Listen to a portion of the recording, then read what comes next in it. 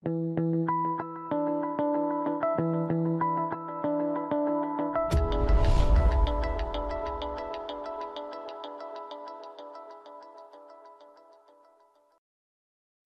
this is Apestyles recording segment 4 of my 200 rebuy win. I'm at the final table and have a huge stack as compared to the rest of the players, which is a great position to be in. Hopefully we'll get through the entire final table and heads up in this, but if not, we'll be doing 5 segments. Okay, in the first hand, I'm in the big blind with King 5 offsuit, and the villain limps from the small blind. Recently, it's become a big trend to limp most, if not all, of your range from the small blind with certain stack depths. Personally, I don't employ that strategy unless I'm versus somebody who's defending against my raises a lot. That's because, in general, the field is overfolding to raises. I believe that the best way to beat limp everything strategy is to employ a raise everything strategy to some extent.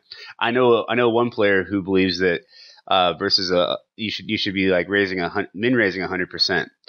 I disagree. I think that I'm checking the bottom parts of my range and also checking some ace highs, king highs, and a few low suited, like suited hands that can't make straights, things like that, because I do need some suited hands in my checking range.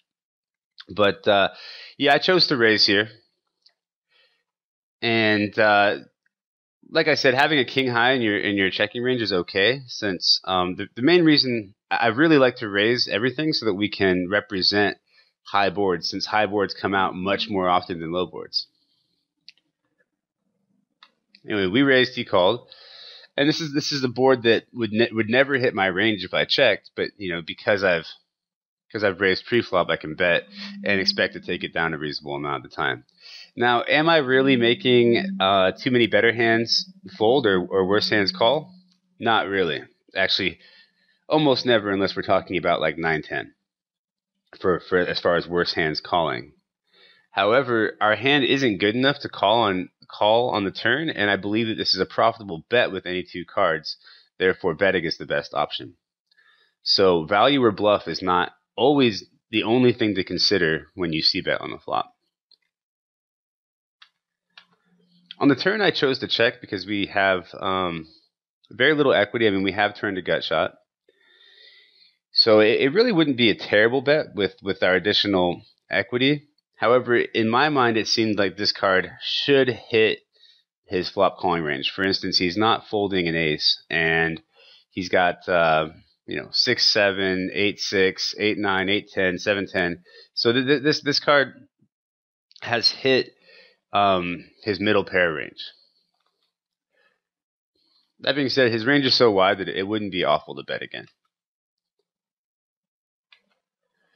On the river, I suppose what I was thinking was that if you had just a 7 or just an 8, you'd have a very tough time calling a bet.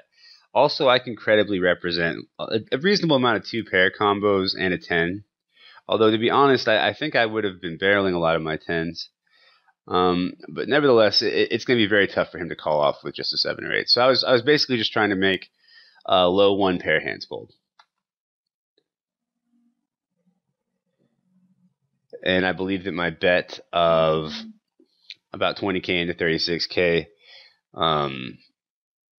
looked value-y enough. And luckily he folded.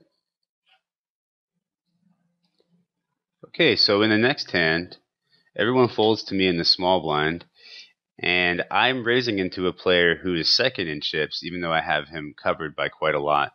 It would be a disaster for him to go out before me. So my plan is generally to put on a bit more pressure than I usually would. That doesn't mean that I would just be running insane bluffs all the time, but it definitely means that I will opt for the aggressive line more often than not.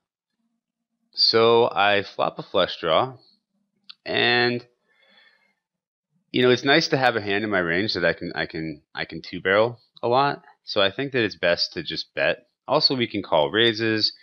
I prefer to not play this hand by check calling, although check calling is kind of sneaky. and it's kind of cool to show up with flushes after check calling or check raising, but the best play here is going to be just a bet in this scenario, I think. And I chose a bigger bet because of our stack to pot ratio.